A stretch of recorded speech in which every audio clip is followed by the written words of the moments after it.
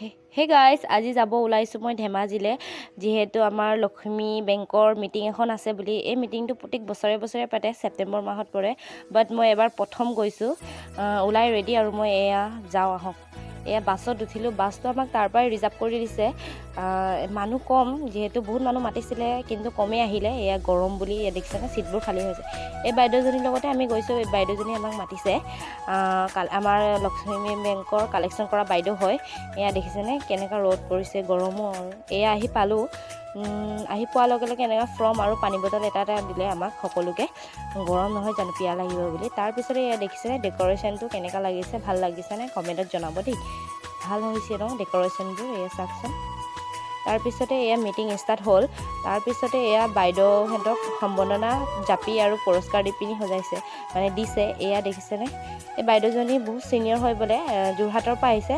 নামটো হৈছে লক্ষ্মী বৰুৱা বাইদেউ। তাৰপিছতে এয়া সংগীত আৰম্ভণি হৈছে আৰু। তাৰপিছতে এই ভণ্টিকেইজনী নাচিব বোলে, বহুত ধুনীয়া নাছিলে।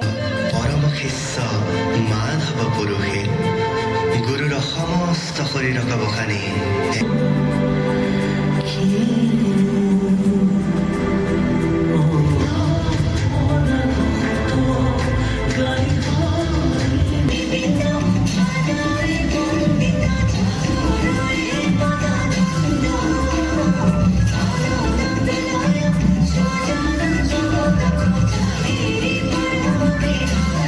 তাৰপিছতে মিটিং শেষ হোৱাৰ পিছত আমি ৰেষ্টুৰেণ্ট এখনত ভাত খাব আহিলোঁ, যিহেতু ৰাতিপুৱাই আহা আৰু গৰমো বহুত। এয়া দেখিছে ৰেষ্টুৰেণ্টখন ইমান ধুনীয়া দেখিবলৈ, এয়া দেখিছেনে। তাৰপিছতে এয়া ভাত আহি পালেহি আৰু ভাত খাবলৈ লৈছোঁ। নিৰামিষে আমি খাইছোঁ, যিহেতু গৰম বহুত, মাছ মাংস খাব মন নগ'ল বুলি। খাই বৈ এয়া উভতিছোঁ ঘৰলৈ। আজিৰ ভিডিঅ' ইমানেই আছিলে, যদি ভাল লাগিলে লাইক কৰি দিব।